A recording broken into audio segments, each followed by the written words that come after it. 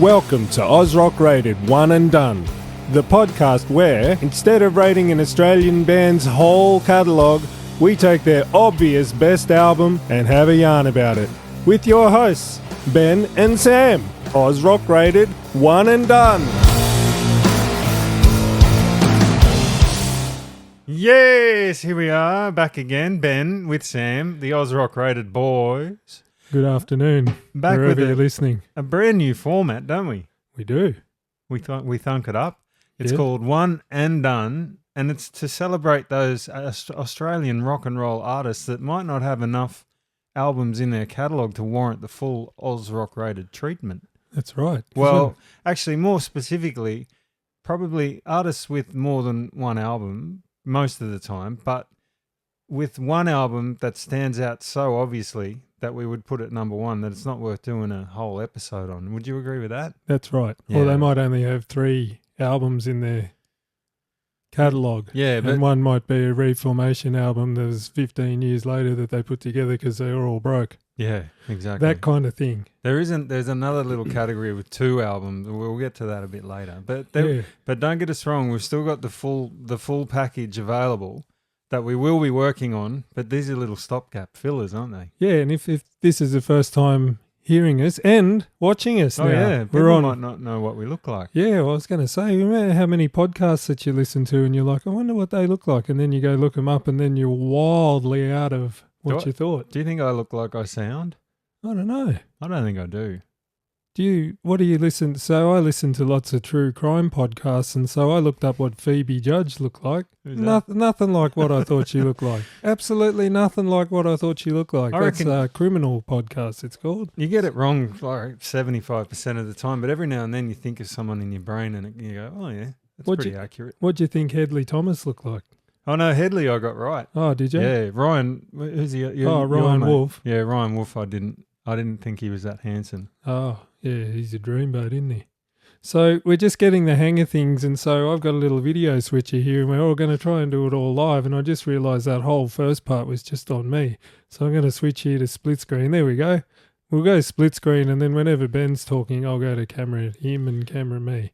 We'll try and work that out, except I've got it on camera 1 and he's camera 2. I'll have to switch that around. Anyway, that's all technical talk here. But anyway, And so, long so story short. here's what we look like, and here's where we are in Fatback Productions here at our home studio. This is where the magic happens. Yeah, long story Yeah. short, it's the shortened format of the show, featuring one album from very important Australian artists. It's for the TikTok generation, isn't it? Yeah, Which we're now part of. a shorter form, Yeah. if you will. Anywho, who are we doing today? We're going to go to Skyhooks. Oh, So Skyhooks have got 5 albums, am I right? well, I didn't even look, to be Well, honest, because they we didn't got- have to go through it. I did. They got 5 albums. One of them didn't even have Shirley singing. That was their last one. And then Yes. they released a single called Jukebox in Siberia. That wasn't on a whole album as part of a greatest hits package. So sticking with the Oz Rock Rated format, we don't do greatest hits or compilations. So that wasn't part of it. So yeah, they've got 5 albums, 4 of them only featuring Shirl, and pretty patchy affairs, the other 3. And so the one that we're talking about today, of course, is their smash hit first album, Living in the 70s. Yeah.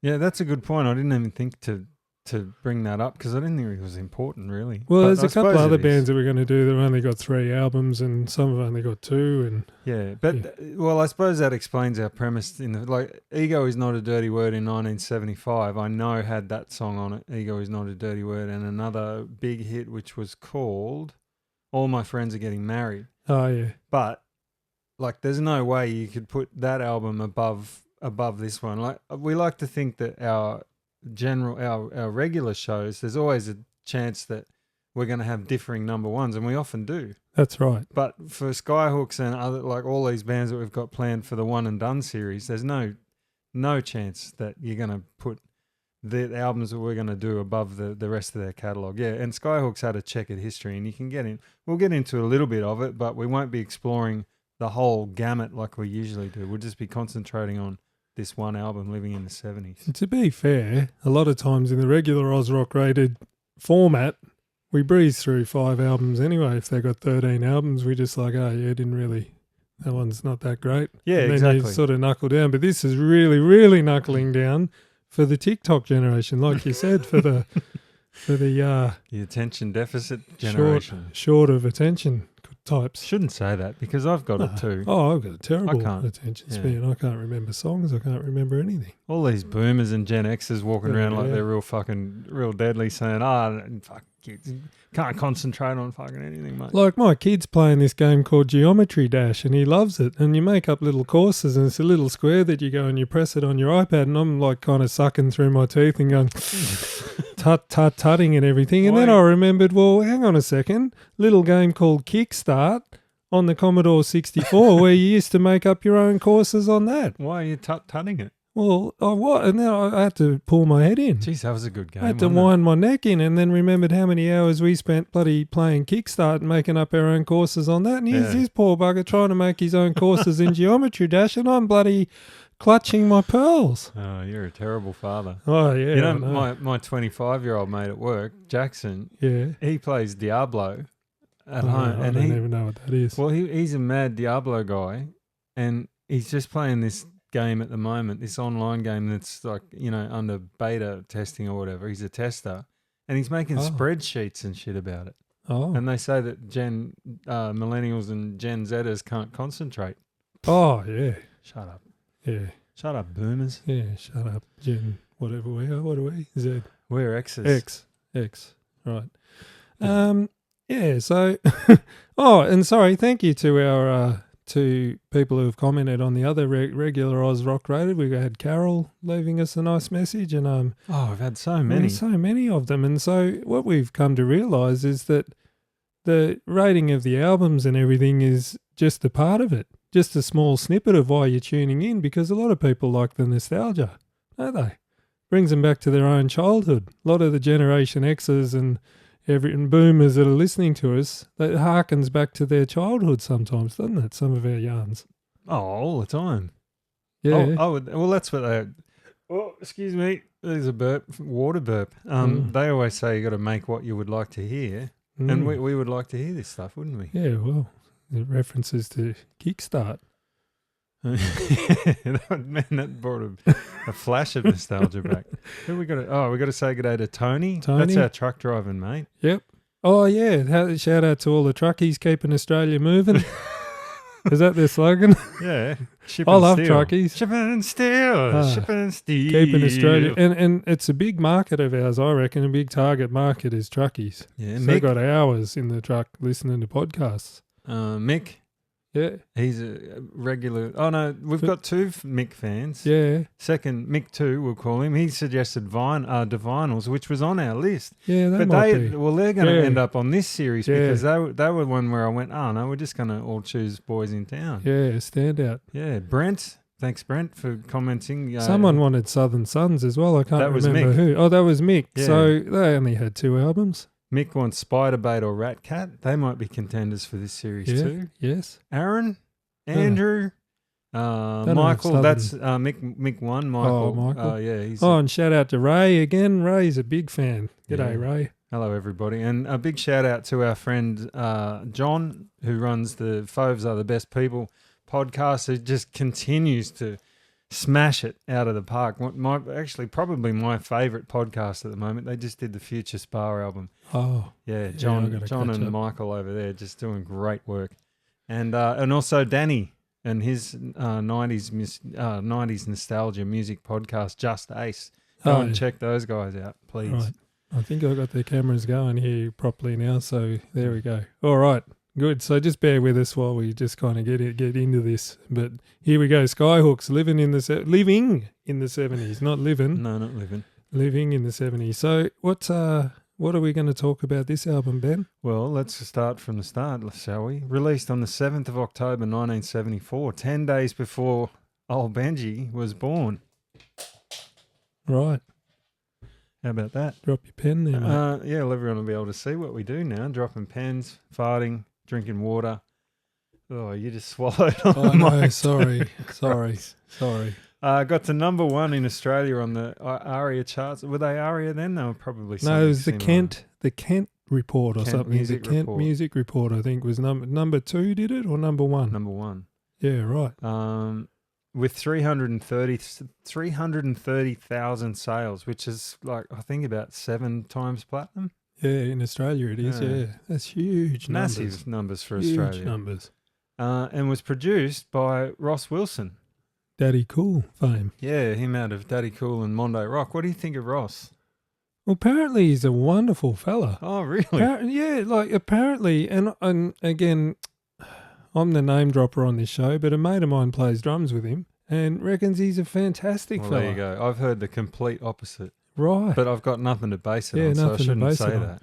But he reckons he's a wonderful bloke and short. I've seen him. He's short as short as short. Well, regardless of what you think about him, you got to give him 5 foot tall, I reckon. You got to give him credit, don't you? For Daddy what he's Cool, done, yeah. Mondo Rock. Rock. Then, of course, Bop Girl. She's a Bop Girl. Oh, how did he do that? Yeah. Under his own name? No, that was his wife, Pat Wilson. Oh, geez. Well, there you go. Yeah. No idea. Now that's a banger. Holy. Plus, Ross, a little song called Touch of Paradise. Was he on that? He wrote it. No. He did. Ross Wilson wrote Touch of Paradise, I'm telling you. And they did their own version of it, and it's a good song. It's a bloody unreal song. No, it's not. Oh, hang on. Yeah, a song by Mondo Rock, you're right. He didn't do the John Farnham version of it. Like they did it first. Hang on. Mondo Rock did it first. Yeah, it's a bloody unreal. Oh, what? Yeah. I didn't know that. It's unreal. See, now that would have made me crankier when Farnsey did it because I would have known it was a... I didn't know that was a cover. Yeah, but so, you know, Farnsey's got the...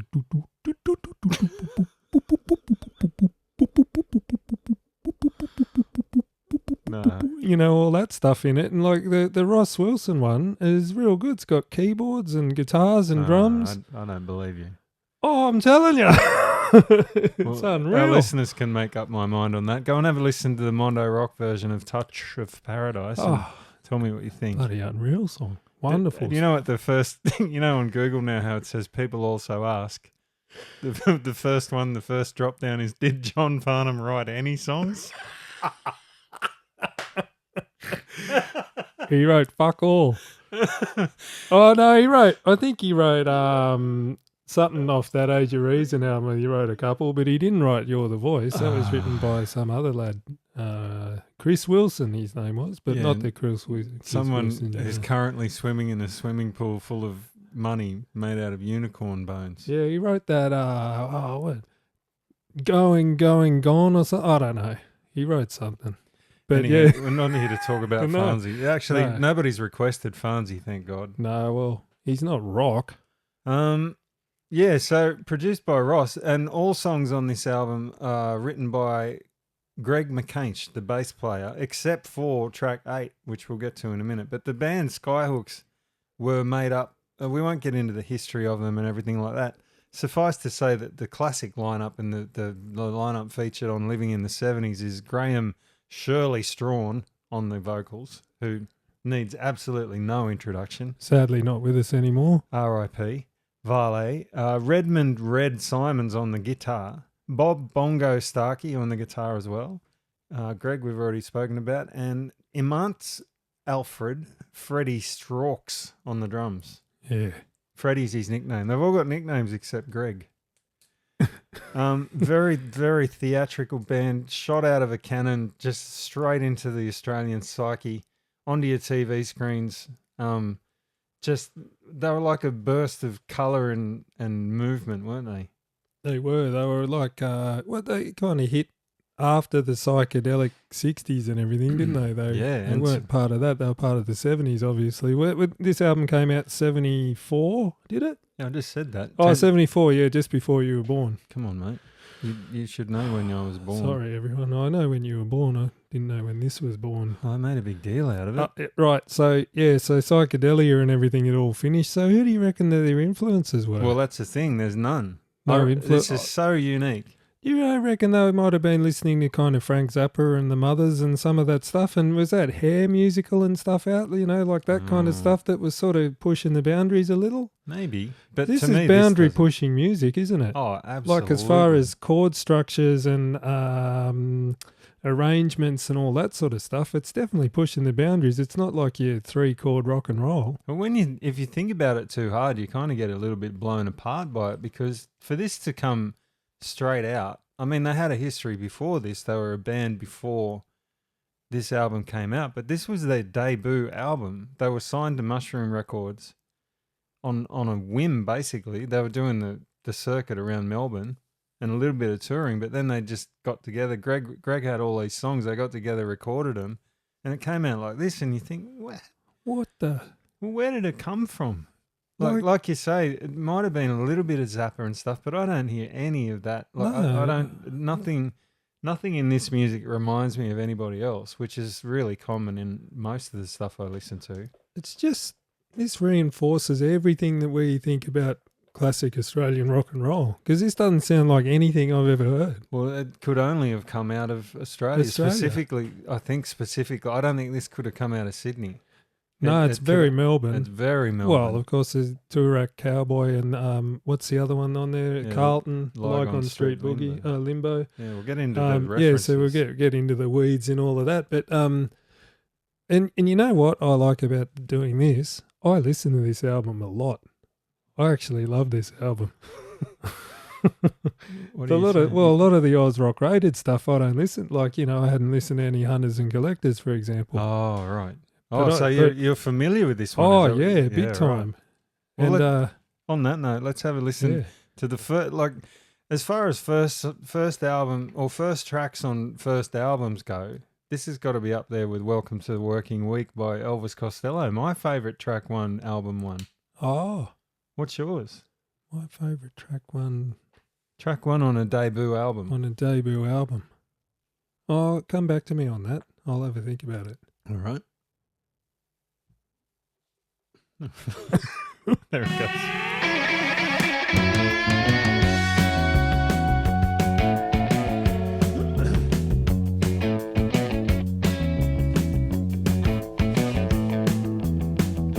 I feel a little crazy. I feel a little strange. Like I'm in a payphone without any change. I feel a little edgy. I feel a little weird. I feel like a schoolboy that's grown a beard. I'm living in the 70s, eating fake food under plastic trees. My face gets dirty just walking around. I need another pill to calm me down. I feel a bit nervous. I feel a bit mad. I feel like a good time that's never been had. I feel a bit fragile. I feel a bit low. Like I learned the right lines, but I'm on the wrong show. I'm living in the 70s. I feel like I lost my keys. I got the right day, got the wrong week, and I get paid for just being a freak. I'm living in the 70s. I'm living in the 70s. I'm living in the 70s. I'm living in the 70s. Za za za za za. Za za za. Za za za za. Za za.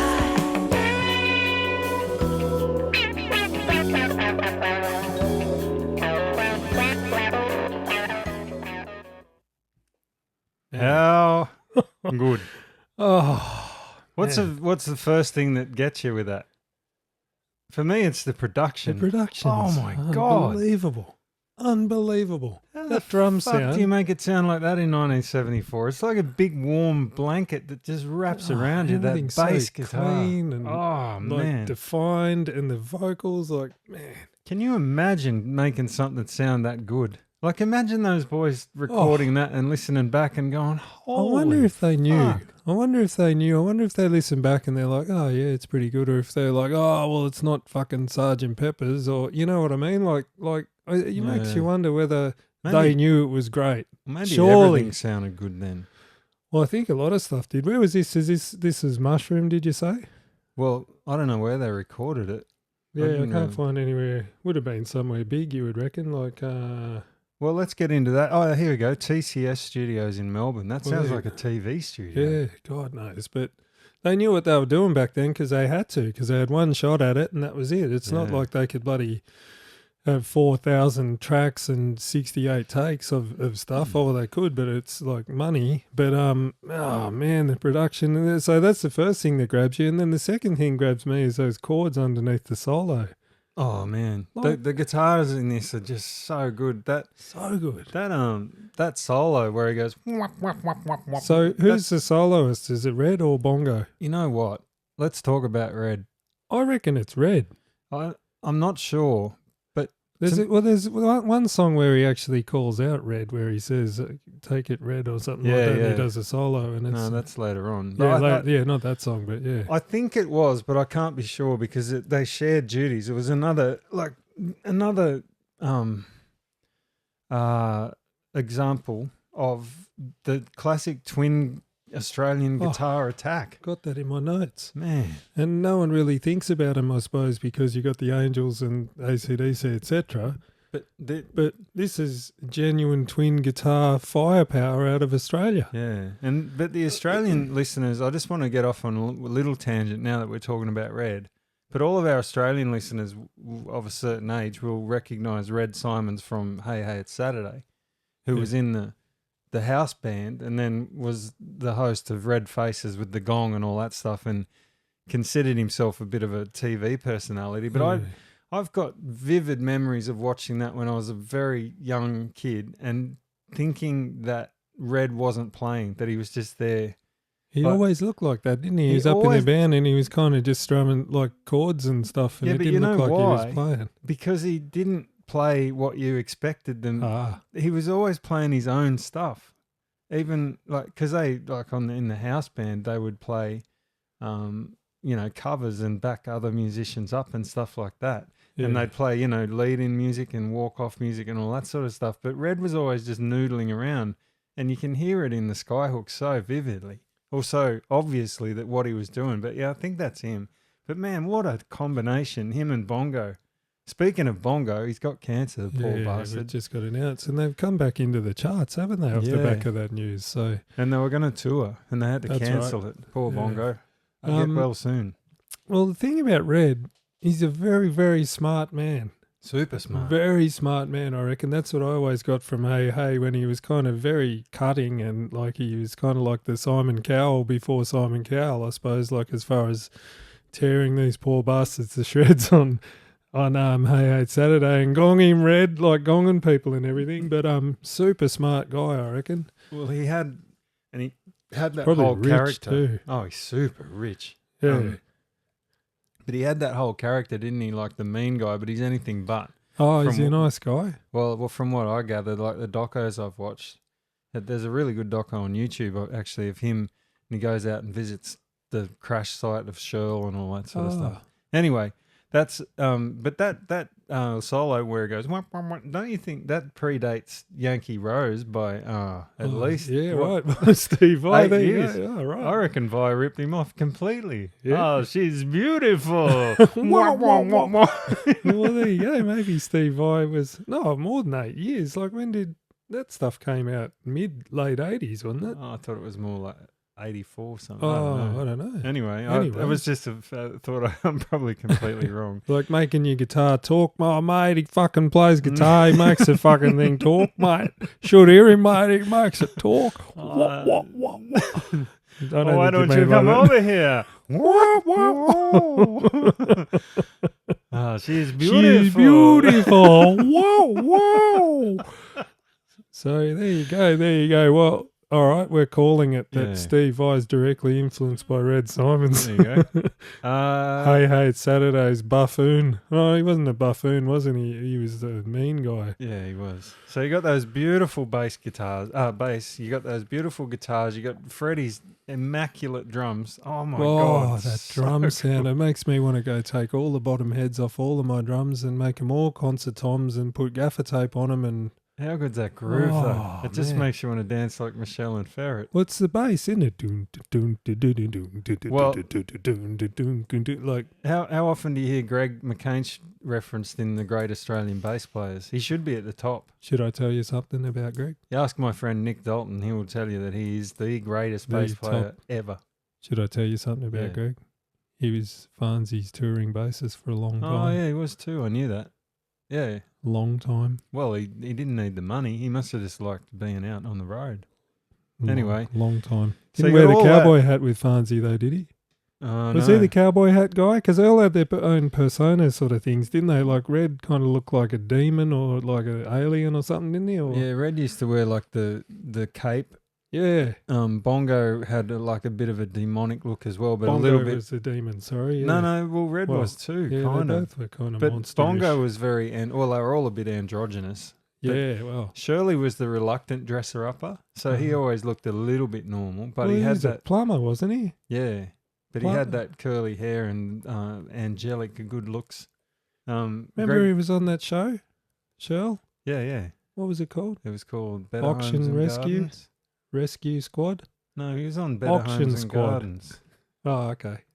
I loved him on whatever show it was. Well, he Yeah. got. I think some people say that he got to be a bigger star by being on those home improvement shows than he ever was with Skyhooks. Oh, I don't know. Do you reckon he got as much trim from Better Homes and Gardens? You reckon he got as many ladies I think he from was home happily. improvement shows? Oh, he's married, was he? I think so. You'd Yeah, think he, he would he be. married Sandra, his wife, in 1975. Oh no, then they got divorced in 77. Oh no, his Yeah. second wife he was with for a long time, Sue. I knew he had a long-term wife. Oh, good on him. Yeah, but it sadly died in a helicopter crash in 2001. He was only 49. Oh, really? Yeah, he got his pilot license and crashed. No one really knows why, I don't think, to this day. But man, what a voice! There's a clip on YouTube of him singing this song at one of those big radio concert shows long after Skyhooks had broken up, and they had like the pickup band, and Shirl's wearing like the most quintessential 80s outfit you've ever seen in your life for an Australian male. Like the little shorts, the Shorts. beachcomber thongs, Sunglasses with a sunglasses with the rope, with a rope. and the Quicksilver singlet and the mullet, and he walks on stage like as the intro of the song is playing, walks out, belts it out, and walks off before they've finished. Like he's just fucking got somewhere else to be. Because that. I know the footage you're talking about. It's a sound check. Yeah, it's so good. It's so good, and it's a sound check. Oh man. Man, if you ever see any of these sound checks, there's a Prince sound check. Have you seen that? Where he's singing what's that, baby? I'm a star. Oh man, it's fucking amazing. Yeah. If you ever get to see any sound check stuff, that's when you know they're the real deal, because they're kind of just phoning it in. It's still fucking amazing. He was Sher was the real deal. He could was the sing. realest of real deals. But he was very reluctant. He was a very reluctant rock star, and caused a bit of friction apparently. But that's beside the point. Not going to get into the whole. Yeah, because we're just here to talk History. about one album, the one and done album, living in the 70s, So living that's in the 70s. So, yeah, that's the title track. So that's song 1, track 1, album 1. Yeah. I don't reckon you can beat that. Next song, Whatever Happened to the Revolution. Phew.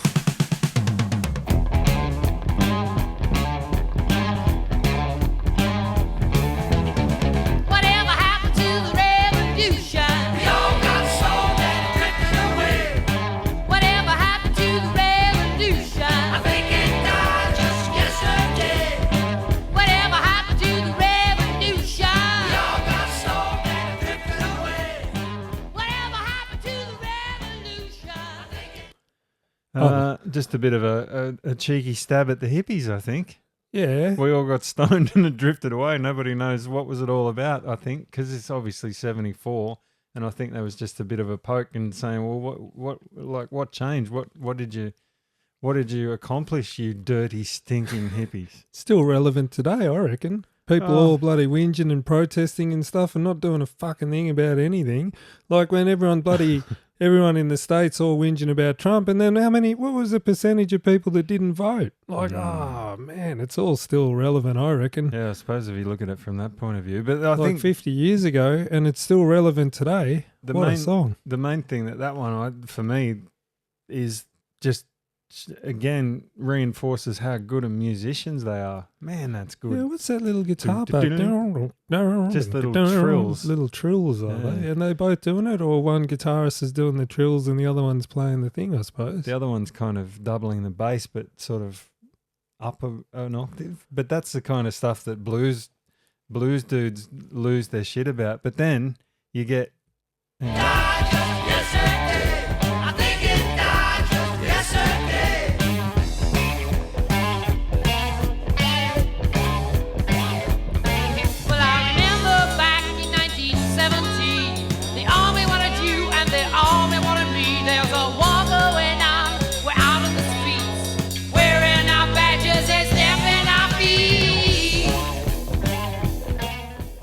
So a lesser band there would have just continued on that little blues groove and just made everyone bored shitless. But Skyhooks had the common sense to, put something nice and like that. Just what is that, a halftime little interlude there, and nice just drops organ out and he sounds. goes under the ride. And Beautiful.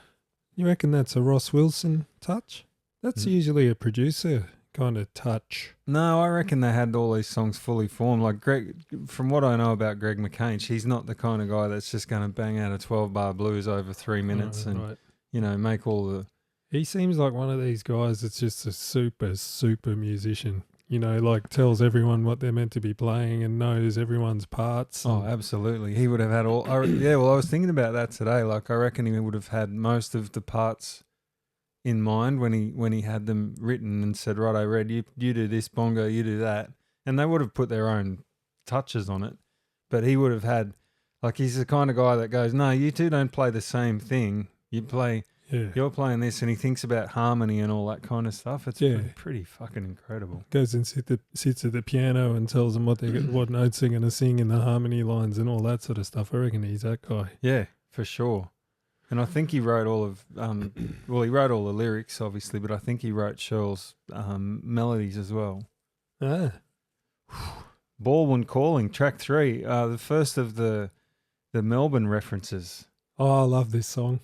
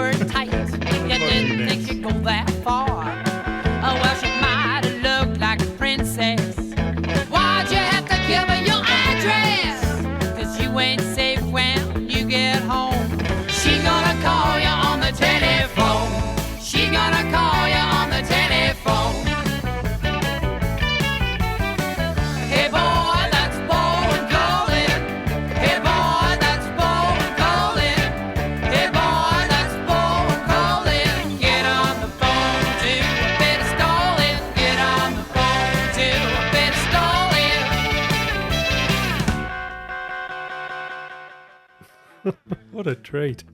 What do you get out of that one? Treat. It is a treat, isn't it? Well, I don't know what Baldwin's an area code, is it? No, it's a suburb. Oh, it's a suburb, so that's Baldwin Calling. So he's met a girl out and given her a phone number and probably shouldn't have.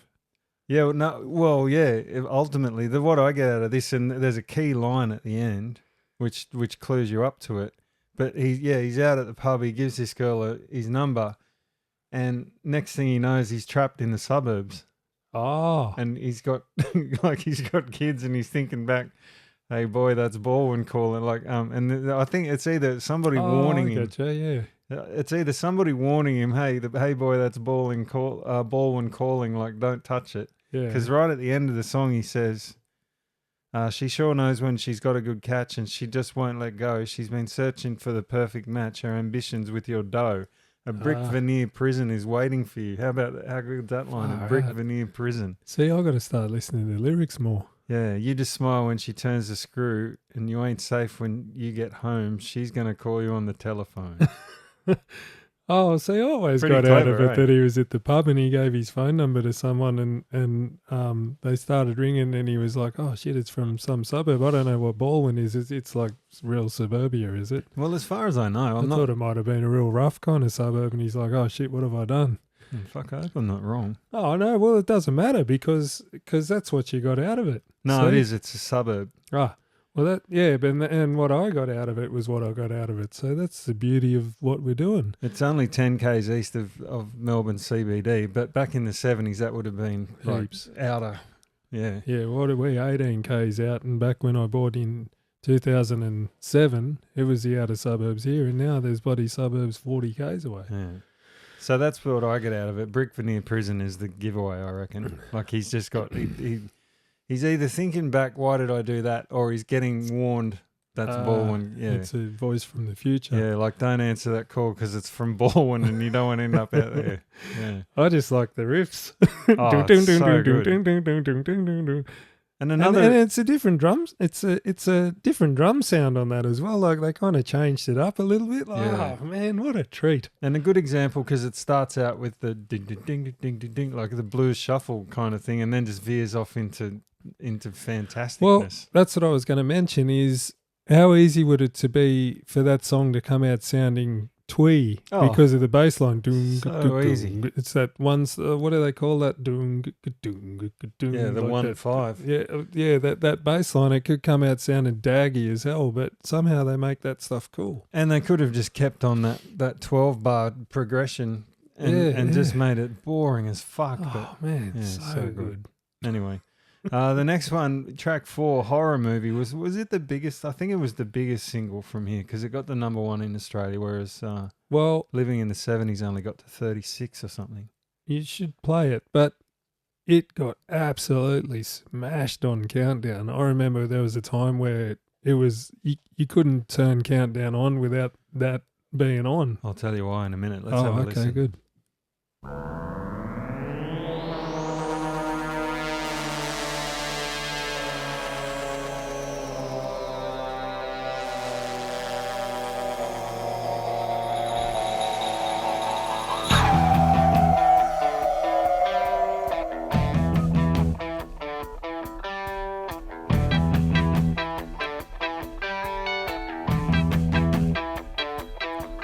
Watch a horror movie right there on my TV. Horror movie right there on my TV. Horror movie right there on my TV. Shocking me right out of my brain. Shocking me right out of my brain. Watch a horror movie right there on my TV. Horror movie right there on my TV. Horror movie right there on my TV. Shocking me right out of my brain. Shocking me right out of my brain. It's bound to get you in, get you under your skin, hit you right on the chin. Oh yeah. It's bound to be a thriller. It's bound to be a chiller. It's bound to be a killer. Oh yeah. Watch a horror movie right there on my TV. I still love that song. I remember when it came out when I was a kid. It scared the shit out of me. You know why? Because that video and I was doing it to the camera then. Red starts looking at you at the side of his eye like fuck off, like real nasty. Yeah. He's probably the world's nicest guy. I'm actually convinced he's the world's nicest He guy. is a nice fellow. Yeah. As far as I know, he might be a prick. I don't know, but as far as I'm aware, I'm going to say he is because that's what I want him to be. Yeah. Hey, how about this? I thought, and I was riding around on my postie bike the other day listening to this, and for the first time in history, I must have heard that song, I don't know, 2,000 times more. Mm-hmm. I don't know. How about the those guitar nick nick nick nick nick? Yeah, well, it almost You know that sounds bit? like a keyboard. Are you Yeah, talking but about it's that not. part? Yeah. But guess what it sounds like? What? Check it. I couldn't believe I didn't notice this before. Is it going to work? Oh, yeah. Oh, Psycho. Do you reckon? Yeah. Oh, fuck. What have I done? No, there we go. Word painting. Don't you reckon? And I thought, oh, of course, horror movie. Yeah. No? There you go. Or No, am I yeah, off? no. I thought that was obvious. Oh, I've never noticed it before. Seriously, have you heard that before and gone, oh yeah, horror movie, Psycho Oh, as stabs? far as the stabs, Yeah. I'd never really thought about it, but yeah. Yeah, well, it's obvious now. I've told you. Anyway, Yeah. Anyway, the yeah. video for this was filmed at Luna Park by Countdown. Oh, right. That's By why the they show. were smashing it. Yeah, so Oh, that- I remember when it came out. It's cut there's cuts in between them playing in front of the Countdown, like the fake studio audience or the studio audience, and they're lip syncing, Yeah. and then out at Luna Park. Well, And- hang on. 1974, I don't remember when this came out at all. I wasn't even born. So why would I remember seeing this all the time? Because it debuted, it was broadcast on the first day of colour television in Australia, and then it Right. never went away. It was on, you're right, it was on, It was just on all all the the time. time. It was on Countdown, it was on Rage all the time, it was everywhere, because it's, like you say, it's such a great song. And It's a great song, a great film clip. Like, people talk about the MTV era, but Australia kind of had it before MTV, didn't they? oh yeah. Like music videos. And, we had that Top of the Pops kind of thing where you'd have John Paul Young, getting his flares ripped off by 16-year-olds and stuff, like in front of the crowd and all of that. But they had legit video clips, didn't they? Like this one, like horror movie. Yeah. Yeah, and But I'm when- not sure when if they were was it shot? pioneers or not. Yeah. Oh, no, maybe not. But like we're talking about Australian music, I reckon we did the film clips and stuff before MTV. Like Maybe, I don't know. I don't know. That's wild speculation on my part. But Um, yeah, I definitely remember that film clip and scared the shit out of me because I was only young. And that course. the chucking me right out of my brain is so, like, how catchy is that? Yeah. You hear that once and you Oh, can't forget it. The arrangements for all this, like you said, they don't just stick to something. Like they've got all these real intricate, interesting parts that nothing feels like it's tacked on, or like, oh hey fellas, let's be real clever here. It's like and you can't imagine the song without it. That like that and then like almost a disco kind of run up, but they make it sound cool. Everything they do is cool. It is cool, isn't it? There's nothing that sounds daggy or, like bloody Farnham or Daryl Braithwaite or someone, would get their grubby little hands on it and bloody dag it up. And of course, the whole premise of the song is it's not about a horror movie, it's about the 6:30 news. Yeah, well, they give that away right at the end, don't they? Yeah. Oh, well, no, not right at the end, but yeah. Well, it's It's a the horror movie right there on my 6:30 TV. A horror movie and it's blown a fuse. Horror movie, it's the 6:30 news. I always remember that when I was a kid that Shirley pronounced it news. And I've since learned that a lot of Australians pronounce it news. Or News. I remember working in pubs and some people would say, schooner new. And you'd Yeah, go, yeah. what? Never thought of that. Yeah. New. I say new. Everyone says new, except for some old blokes. people. No, just some random people just go new.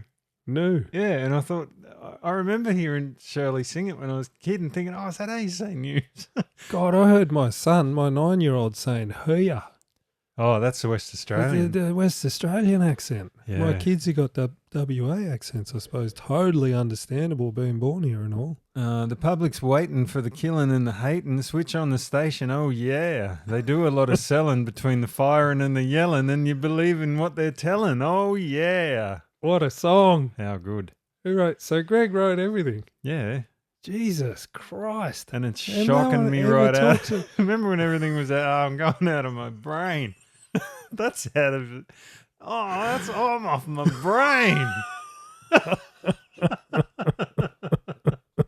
I smoked a bread bag full of Cobar cabbage and got off my brain, man. Fuck. I don't remember off my brain. I remember everyone saying, "You're off your head, mate." They still say that. You are off your head. You remember Off Your Brain? Off your brain. Yeah, fucking I all remember the time. people being blown out all the time. Untold and Off Your Brain. Oh, that's a Oh, blowout. got I'm off blown out. I'm got blown off away. Got off me brain. Then Off Your Lips was in Oh, vogue that for a was while. a Carol one. Yeah. Anyway, very well done. Horror movie. Next song. You Just Like Me Because I'm Good in Bed. Band. Oop. Turn him up, Angie.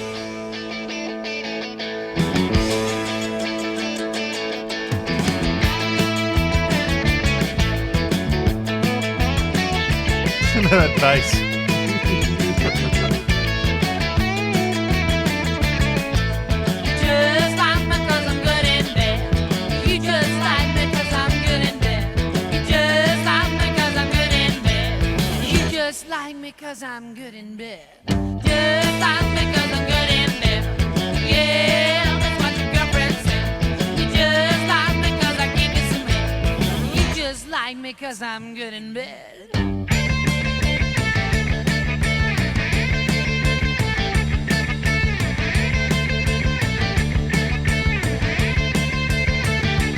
Well, I'll meet you in the bar at 2 minutes to 10. You're all ready to go. 6 bottles of beer and the smell on your face. I run, but I'm much too slow. Just like me 'cause I'm good in bed. Come on. Fucking hits keep coming. That was the first song Double J ever played. Yeah. There you go. And banned. Like 6, I should have said at the start, but 6 of the songs from this album got banned. Yeah, because they were real controversial, weren't they? They were hugely I can understand that one. Isn't there a song, you just like me because you give me... There's a line, yeah, 'cause you give 'cause me you good gi- head 'cause or- you just like me because I gave you some head or something like that. Yeah. Yeah. That's fair enough. 1974 getting you banned for Well, that. it would have been shocking Oh, yeah. because, like this, even in the 80s, this was because well, let's talk. When was the first? Is horror movie the first time you remember Skyhooks? Definitely. Yeah, probably me too. But I've got a really vivid memory of Central West legends. What were they called? Who were the big dudes? Marty Parks. Yeah, shit, what Bevan. were they called? Fuck. Hello, Marty, if you're listening. Bevan and What were they called?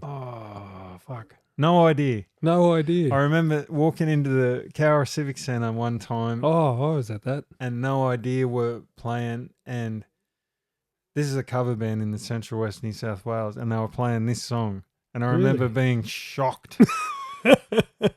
Like, I remember being, oh my God, are they singing You Just Like Me Because I'm Good in Bed? And I would have been like 14 or something. Yeah, you were, because I remember I was at that, and I Oh. remember them playing Smoking in the boys' room. I still remember. They're shocking as well. Smoking, Smoking, being good in sex, bed. Yeah, that's what your girlfriend said. sexual content. Yeah, well, that would have been 1988, I reckon, like rural New South Wales. So we would have all been clutching our pearls too, because we were all told that that was smut, Yeah. dirty smut.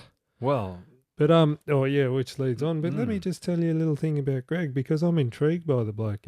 His father was a poet and his mother was a librarian. So any wonder he's good with words. right. There you go. And here's the one you're gonna love.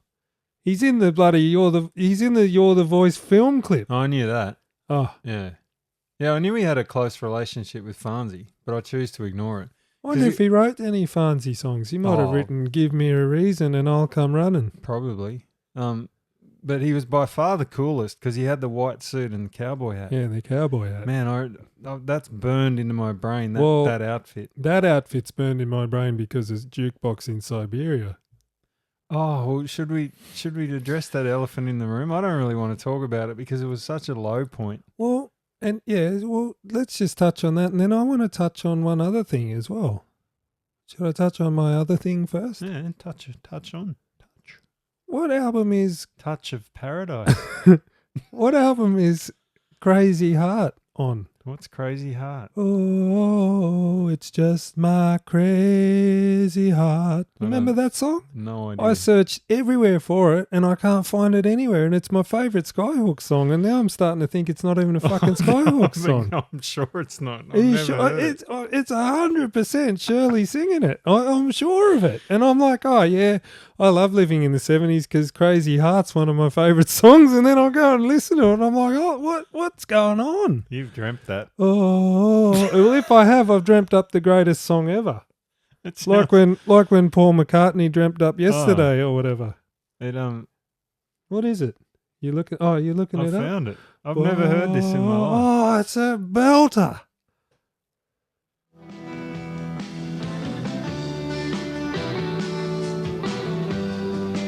That's not Shirley. Oh yes, it is. Why has he got a guitar? Listen to this.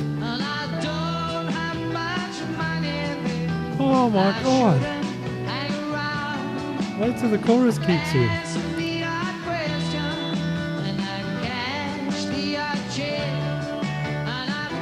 What the fuck? 78.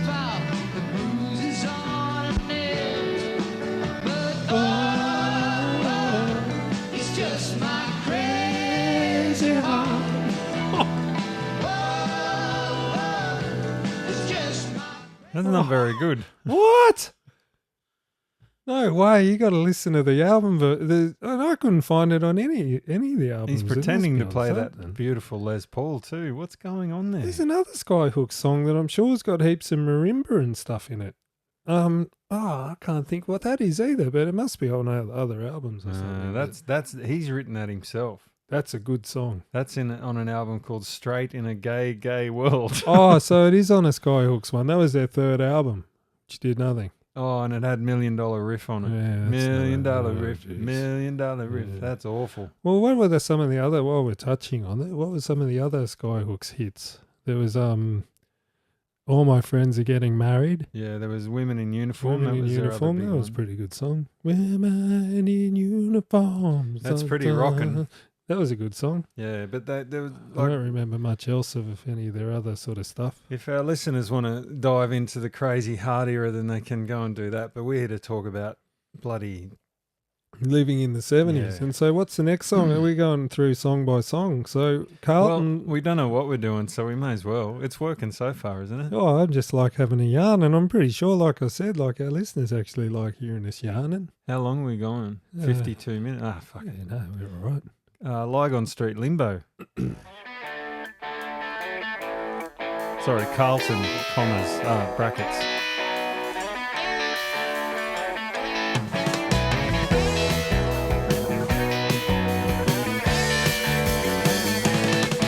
When the sun sets over Carlton and the moonlight floods the streets, all those pizza places and spaced out faces, they all get on the beat. When the sun sets over Carlton. That's enough of that one because it's not my favourite. Yeah, it's probably my okay. least favourite. Oh, really? Because it's not my least favourite. Oh, really? No. Oh, that's interesting. Although, But it's just that I go between them. I think this is just a love song to the inner city. Yeah. Like they bag out the suburbs, and then Carlton's very inner city and full of, like they say, grey-haired, is it poets? Oh. Grey-haired writers, sorry, and drunken fighters. They all step out of line. Junkies, long-haired monkeys, that kind of thing. Yeah. Yeah. A tale of inner city living. Yeah, and Lygon, you've been to Lygon Street, right? I have. Yeah, with all of the spruikers, the Italian restaurants and such and such. Yeah, I like Melbourne. Hmm. I don't know how to get around. I've never driven in Melbourne. You ever driven there? Yeah, heaps. Oh, Oh, not no, heaps. I've never but driven there. It's not as hard as everyone whinges about those hook turns, but it's not. That Oh, hard. no, I'm always worried about what do you do with the trams. Yeah, well, that's where the hook turns come in. And that's the other thing. You basically, well, the tram's just basically a car, and you just treat them like a car, and you can't go wrong. Well, I've never been on a tram in Melbourne. Oh, I've been they're on a good. tram in Sydney, though. Hmm. Sydney's got that tram goes all the way down the middle of Sydney now. Beautiful tram. Well, Melbourne's are beautiful. The old wooden ones, some of them. Yeah. Well, when last time I was there, which was a long time ago, admittedly. Anyway. Yeah, I like Melbourne. Big sporting city. Next song, Toorak Cowboy.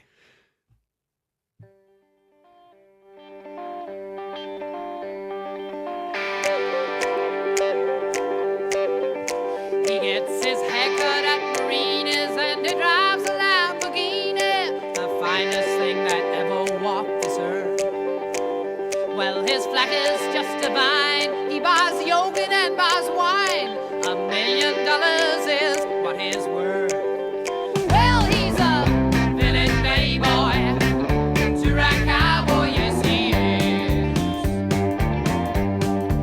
Well, he's a village playboy, two-rack cowboy, yes he is.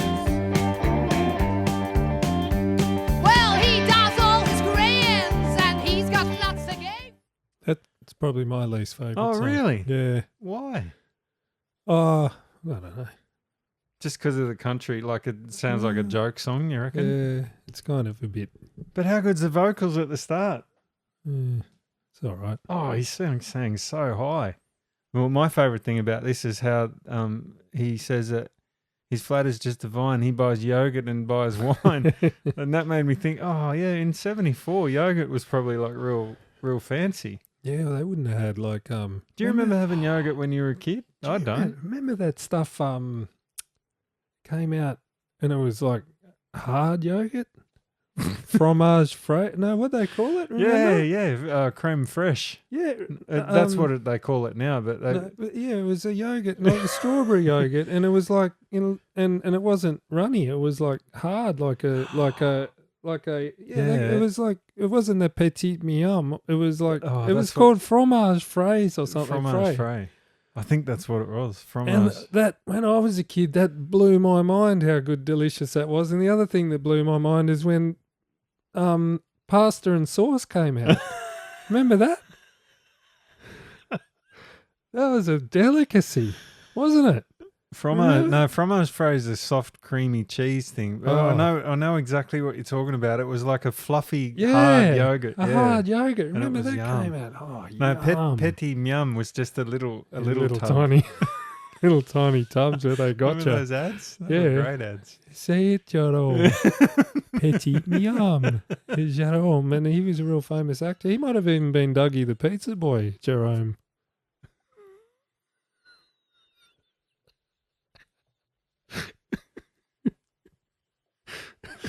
How did you remember his name? Oh, fucking hell. Oh, fuck, I can't remember. I can't remember anything. I remember that. Remember they did it on the footy show, fuck, Fatty yeah. and Sterlo. Fucking hell. Oh, shit. That's one of the all-time where Fatty and Sterlo did it. Oh, man. So the luxury yogurt. And also there's a reference to a shoulder bag, which is in Surf and Melon, Sex and Fun. Oh. So that must have been a thing in the 70s too, a shoulder bag. What are they talking about? A backpack? Or a shoulder, like it was a thing, 10 points me old and here's a shoulder bag. Where is it? For men? Yeah. Oh. Because he gets a smoke out of it, I think. Where is it? Oh, okay. He'll be at the supper show on Friday night, goes once a month just to make it look right. At interval, he'll say the movie's a drag, and he gets a cigarette from his leather shoulder bag. It's not one of them little ones that they're all wearing today, are they? That goes across them. It's just a little...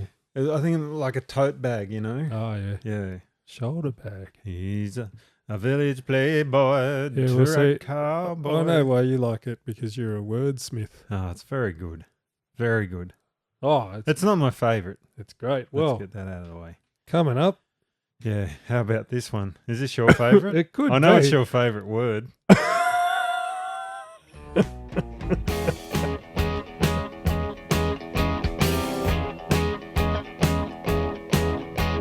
Slip into a cinema and give yourself a treat. So better take your raincoat, could be sticky on the seat.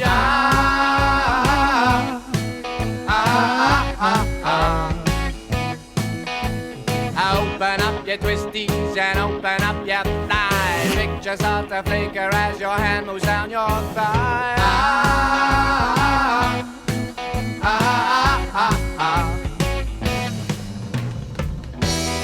If your mother knew what you were doing, she'd probably hang her head and cry. and if she Thought that you were whipping the dripping, she'd give you a belt, extract all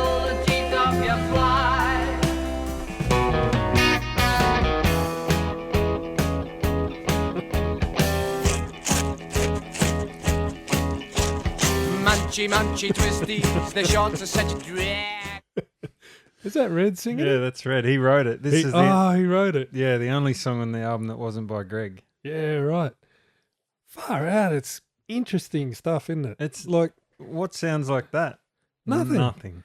And what other band could do that and not make it sound like shit? Yeah. Like, if anyone else tried that, it'd just come across as sounding like a joke and like stupid and fucking twee. And the best thing is, it's about belting yourself off in the theatre and putting your old fella in the bottom of the twisty packet. That's what people used to in 1974. That's what they had to do. I know. You'd have to go to porno theaters. Like, well, what sort of a grubby place would those places be? He even gives you an instruction like munchy munchy twisties. The shorts are for twisties for our non-Australian listeners are like little cheese puffs things. They're Yeah. fucking delicious, They by the are way. good. Unless you got your old fella in them. Make the little opening in the other end of your bag. Now put your twisties right down there in your lap. No one ever guesses what's it's in the pack. What the fuck? Oh, But really? how about the chorus, or if it is a chorus, I don't know how. Oh, when Shell comes well, in. yeah, but he doesn't come in at the start. No, They I say, know. if your mother, and then Shell comes in. What the hell? Fuck, it's so good. Oh, the arranging skills are off the planet. I don't understand how that ever got written or how it got put on the album. Like, can you imagine? This is a real testament to Michael Gudinski, isn't it? Yeah. Like, for him to say, yeah, fucking put that on, put that on, boys. And you just like, because this would have, he would have been thinking the whole time, he's just signed this band. He would have been thinking, fuck it, like if I let them put all this stuff on, they're not going to sell any records because everyone's going to be so outraged. But it had the exact, like, he's a genius. Oh, I reckon he knew. I reckon he's like, fuck it, let's time to shake this up and let's see. Well, I I want think to, it's like Frank Zappa was talking about it, where he said, like, in the late 60s, early 70s, is like they had all these record company executives that would take a chance on stuff like this. You know, like, they're like, oh, fuck, I don't know what it is. Let's just put it out. but Mushroom Records around this time was very much the burgeoning, like they weren't established at all. They were mavericks, though, weren't they? Well, What else did they have out? Well, I don't think anything. I don't know. I haven't researched it well enough, but I did find, of all places, on Amazon, a little blurb that I think sums this record up really well. It says, there's an argument that Australian rock would not exist in its present form without the success of Skyhooks. Not only did the band, with their huge singles and album success, ensure the continuing viability of Mushroom Records, which is a great point, but they taught Australians that it was possible to be both alternative and popular, and that it was okay to sing about local places and experiences. The importance of songs like Baldwin Calling and Toorak Cowboy should never be underestimated. And to this, the fact that You Just Like Me You Just Like Me 'Cause I'm Good in Bed was the first song ever played on Double J. It's easy to see that Skyhooks were in the centre of major changes in the local record industry. Living in the 70s was a true landmark album. It stayed in the Australian top 40 for an incredible 40 weeks. 40 weeks, almost a year. And was so revolutionary and provocative that 6 of the 10 tracks were banned from radio by the Federation of Australian Commercial Broadcasters. What were the 6? 6. Which ones were they? So Smart, obviously. You Just Like Me 'Cause I'm Good in Bed. There's 2. Yeah. What, horror movie? Horror movie was Really? banned. Yeah. Motorcycle Bitch. Oh, obviously. And course. there's 2 songs where Shell says ass. I think Whatever Happened to the Revolution, Oh. and I can't remember the other one, but yeah. Oh, yeah, and this is when they were like banning. They had a big blacklist of songs, didn't they? Oh, that was in the States. Yeah, Puff but- the Magic Dragon was on it and all that. But isn't that a good point? How, like, not only did they ensure the success of Mushroom, which went on to be like massive in Australian rock and roll music, Mm-hmm. but also to teach Australians that they didn't have to be like John Paul Young, you know, the good looking, well, I didn't, like, he had teeth like fucking. Like wooden pegs. How did he ever get to be a heartthrob? Oh, people didn't care about teeth back then. Oh, man, he's did so they? fucking Not like today. gross. Anyway, There's but just yeah, too you didn't much have to be teeth. the teen idol like Mark Holden kind of guy. You could Yeah. come out dressed like a fucking, like a demon or a, I don't know, like, Androgynous robot. yeah. And And it didn't matter if the songs were good, people were going to buy them. I well, think that's and that's such a good, great point. That's a really good point as well about that. Is that other bands tried it, didn't they? Like bands like Hush and some of the glam bands that are around Australia, but they didn't have the songs. Didn't have the songs. Did they? They might have had one, but not fucking. What do you reckon? Like 8 bangers on this? 7? Oh, I reckon it's wall to wall, but you don't Wall like, to wall. Yeah. Oh no, I'm not saying like Two-Rat Cowboy's pretty good. Like it's such a catchy great as hell. album. Oh yeah, but like this is an album I'll sit down and I'll listen to the whole thing. Yeah. Yeah, me too. Like, and I'm not that guy. So No, I know. for me to do that, it's a good album. Smut. How good's that word? It doesn't Smut. get used enough, No, does it? well- It got used a lot when we were kids. You say it a lot. I do. Yeah, people being smutty. Well, it's very, very. I got accused accurate. of writing smut when I was a young well, adult. I know. Well, you were. Fuck, was not. Well, by those standards, you were. Well, yeah, it might have been a little bit ribald.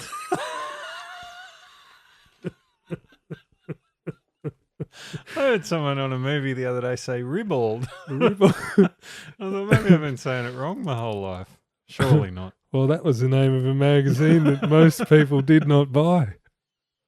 Man, that was real hardcore, that one. Real rough stuff, that. Penultimate track. Hey, what's the matter?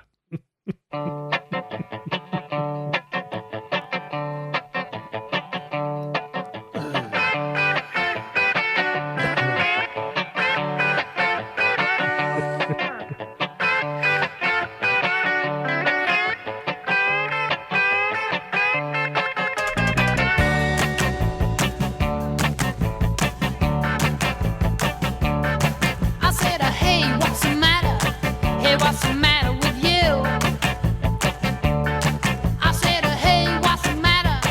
Hey, what's the matter with you? I'm asking you.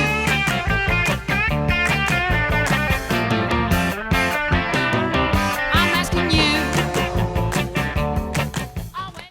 And You so on and so forth. You're waiting for it to go to that change, right? Exactly. That everyone does, and then they they do that riff. That could have turned into a real boring like band song that cover bands played with the guys with fedoras on, but Yeah, little hats. masterful. It's just a fun little rave up at the end of the album, isn't it? Yeah, I like it. just a little party. Yeah, exactly. Hey, what's the matter with you? Yeah. Hey, what's the matter? And Yeah, why are you so that sad? might have been one of the ones that got banned actually, because I think it says something about dope at the end, doesn't it? Oh, okay. Oh, yeah, it's pretty easy to get banned back then, obviously. Yeah, you If can't you have were- your cake and eat it too, I'm telling you, and then you can't have your dope and smoke it too. Oh, I'm okay. token you. Yeah, hey, what's the matter with you? So you couldn't sing about that. Oh, God, no. You could sing about all other stuff.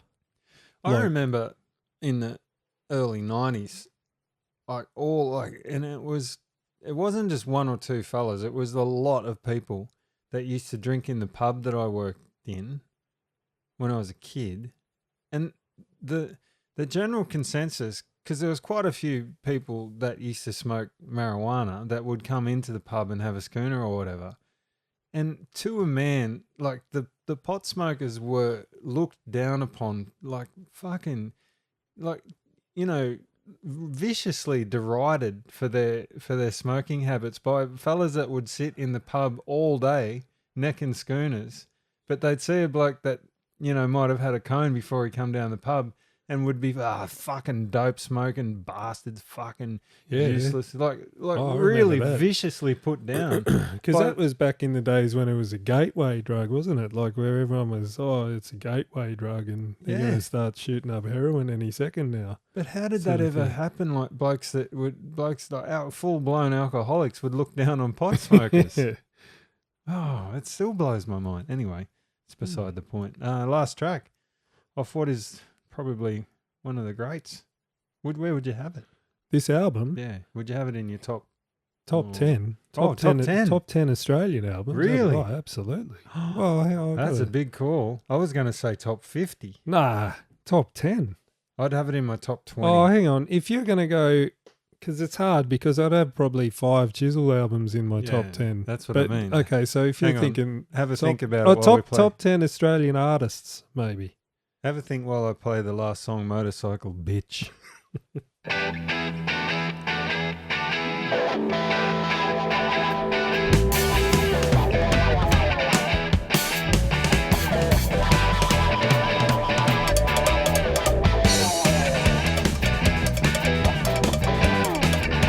I got a motorcycle bitch with a fast machine where she struck it rich and she's awful mean. Far forward gears and she's a water cool. She sure looks crazy, but she sure ain't fool. She rides a bike like she rides a man. Just hold on tight and don't give a damn. Slip the clutch and give me full throttle. Open your legs, pass another bottle. Yeah, that one got banned for sure. Oh, yeah, because he's opening up her legs and all kinds of stuff in that. Smart. Hey, is Freddie doing that thing that I love where you put your stick on the inside of the cowbell and just Nah. go, or is he hitting it He's that hitting fast? it on top. It's a, Fuck, that sounds so good. It's a paradiddle Oh, kind of thing. It's a- oh. Keno used to do that, put his stick inside and go, that's one of my favourite sounds. I love it. Oh, I love cowbells. That's Yeah. probably a bit much in that song. No, not enough. I He love snuck it in there. You could tell he'd been waiting the whole album to do something drummy. Yeah, He's a good drummer. fantastic. He's one of the guys. And now listening so much to Greg, researching this album, listening to it again, like bloody hell, he's top 10 as well. Oh man, unbelievably. He's good. unbelievably good bass player. And that's the thing, you don't hear about him. Just like Steve Prestwich and Phil Small and Hunters and collectors, bloke. and the guitar players like Red. Who knows about? Well, People what- know Red, but they don't know Bongo. What about their guitar tones though? Oh, There's a big, vast array of different guitar tones. because they played weird guitars. Yeah, I Red, was going to say, did they? yeah, Red had real weird guitars. I think he had a Les Paul for a while. I remember him definitely being a Les Paul guy. I don't know about Bongo. Bongo wasn't. Bongo He was a had a Strat Les guy, Paul. was he? Oh, he's a Les Paul guy. But yeah, some of those guitar sounds sound like real strange, weird Japanese things with like. One of them sounds like the action's about 4 centimeters off the neck kind of thing. Like, Did Bongo get his name because of the Starkey? Surname? maybe, yeah, Ringo. Ringo So Bongo? now he's Bongo. Or maybe he was like the guy in the theatre with his duck in the Twisties because he liked bongo films. Bongo Mags. If that's not the best word for pornos, then I'm not here. No, it was Bongo Mags and Stick Films. Stick films and bongo mags. Stick. Oh, where'd that come from? What are you talking about? Blokes sticking their ducks in twisty. Fuck yeah. Oh, bongo. Remembering some stupid shit tonight. Oh, it's good. That's what people like, I think. Well, that's what I like. I like remembering stupid shit. I can't think. I should have had a good think about it, but I can't think where I would put it. This album. Yeah, I suppose I'd put it top. It'd definitely be top 30 Australian albums. Yeah. Because I can't Wonder where it is on that list. You know what? Oh no, it is on there. It is on there, but I Have can't to be, remember. but it's down low, is it? Yeah, it's not. Oh, no, it might be like 13 or something like that. But Yeah, I I just- disagree with a lot of that one. Yeah, just for sheer inventiveness and balls. Like, that's a ballsy move, putting out this album. Like, take away all of the, the band stuff and smoking dope and twisty packets and all that sort of stuff. Like, it's very adventurous musically, isn't it? Oh, amazingly so. And even some of the production touches, like the noise, like the sound effects and stuff like that they put in there, like the Twisties bag opening and all that sort of stuff. And the horror movie like the bits at the start and everything. Like it's very, very adventurous, and but not adventurous to be adventurous. Like it's adventurous because there's a point, and it enhanced everything. And you know, like there's congas in one of the songs, and it's not like they just chucked them in there. Like everything on this album has a purpose as far as, you know, production decisions and. It's very artistic. Yeah, but not artsy, fartsy, stupid fucking stupidity, you know, like, you know, that no one gets because you don't have to rubbish, like you don't have to throw a tantrum. You know what I mean though, like when people just put out art for art's sake and no one gets it. This is still highly accessible as far as it's still pop music, isn't it? Well, I'm just glad that Gudinsky took a punt. I think that's a very important point.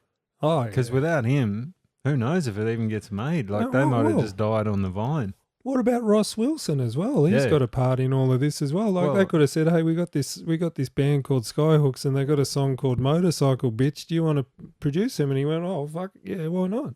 Oh, I bigged him up plenty. But then again, I suppose he was in Daddy Cool, and they were kind of freaky deaky, weren't they? They all had the big long beards and all of that, but they were still pretty. They weren't like anti-establishment or anything, were they? They were still toeing the line.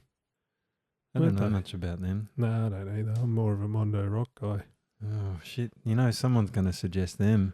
I like Mondo Why don't I like them, though? It's probably those clean guitar sounds. Something about it. There's something about... I always categorise Ross and Tommy Emmanuel in the same... I don't know why that is. Did you know Tommy Emmanuel's a massive cokehead? Oh, that doesn't surprise me at all. Yeah, it's all come out now that he's like a rampant cocaine addict, and he's only been sober for like 3 years or something. It's okay, though. Yeah. Whatever blows your hair back. It might bring him up in your estimation. No, never. Anyway. So thank you to all involved in that. That's a fantastic album. And I encourage all our listeners, if you don't know about Skyhooks, to go and dive in, firstly with this album, and then also check out the other 4 albums, or the other 3, because like Sam likes that one song that was terrible before, and then they've got, I mean, Jukebox in Siberia is not bad. It's a good It's song. just ill-advised, and they probably bought themselves another house each with it, because it was huge. Like that was all over the telly, wasn't it? Massive song. Jukebox in Siberia. Who had the real low voice? I was going to ask that before because it's on every single song. I reckon it's Greg. It's good. I'm going to have to watch the horror movies clip because I think that gives it away. Because there's a real low. I reckon it's Greg. But they always used to, like, all of them would lip sync. Lip sync it, yeah. Horror movie. It's good though. It's a good effect. Again, like it's not just chucked in there. It's for no reason. Drop a nickel in the slot. Why did they do that? They must have needed cash. I reckon there's a story behind that. I think there was, maybe Shirl was broke. Was it a protest song? No, that's the thing. It meant nothing. It was just a catchy pop number. Wasn't it? Yeah. And it had that good video. Yeah. And it wasn't even about like, you know, the Cold War or anything. Oh, not that was all all over. I'm aware of. I think they just needed some scratch. Siberia, pounding out hysteria. Is that what it says? Yeah, pounding out hysteria. And then Get that back, that Vladivostok. All the Russians want to rock to that jukebox in Siberia. Yeah, that jukebox in Siberia. How do you know that? You're not even a lyrics guy. I'm the lyrics guy. You know why? Because there was fucking some kid at school who used to sing it all the time. And they never used to sing jukebox. It was always jute-box. I'm like, what the fuck's a jute-box? And because none of us had ever seen a fucking jukebox in our lives, like where in Cowra would you see a fucking jukebox unless you went out to the Wyangla Dam Country Club? Exactly. We knew what they were. Yeah, I knew what they were. This poor bastard, didn't he? He kept singing jute-box. Remember, what was your favourite song on the Wyangla jukebox? Oh, easy. What?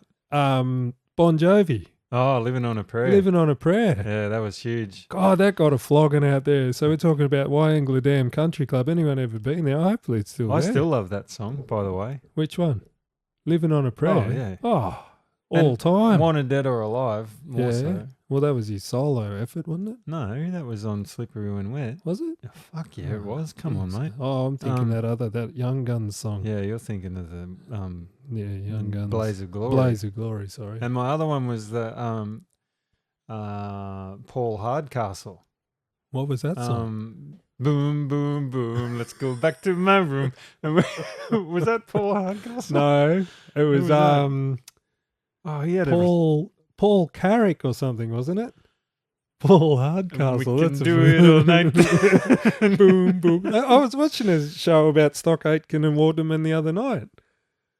Bloody hell, they had some songs. Was that Stock Aitken Waterman? Oh, no, it probably wasn't. But it wouldn't surprise me. No, it might have been American, that one. Ah, Paul Lukakas. Paul Lukakas. Sorry, what did I say? Paul Carrick. Look at him. Fucking dreamboat. I Yeah. never even knew what he looked like. No, well, that Stock Aitken and Waterman thing was quite interesting. Was it? Yeah, they Yeah, all that- fucking suit each other and everything at the end. And I think they're all mates now. Jeez, they had some money. Oh, my God, they must have had some money. Anyway, Oh, Paul Lukakas. Here we go. thanks for listening, everybody. We'll take you out with a Skyhooks classic. Boom, boom, boom. Let's go back to my room where we can do it all night and make you feel right. Hey babe, I'd like to talk to you. How's about coming back to my room for a little boom boom? You keep coming to me. I can feel your dynamite. The way you move, get in the groove. You're driving me crazy, crazy for you. Every time you move feet, it's fine for us to boom boom. You can come get close to me and feel the burning fire. All the time you got me, it's fine for us to boom boom. Get to see the spark in me and feel my strong desire. Boom boom boom, let's go back to my room so we can do it all night and you can make me feel right. Boom boom boom, let's go back to my room so you can do it all night and you can make me feel right. Thank you, Paul. Thank you, everybody. Thanks for listening and watching. Let us know what you think of the new format. Let us know if you're watching it on YouTube. We're, of course, hoping to blow up, get massive. I think these cameras have brought out the worst in us. It's good. I like that. That's like when Conan was dancing on The Simpsons. He said, only I may dance. Anyway, thanks for joining us. That was a beaut. I enjoyed that. Let us know. See you next time.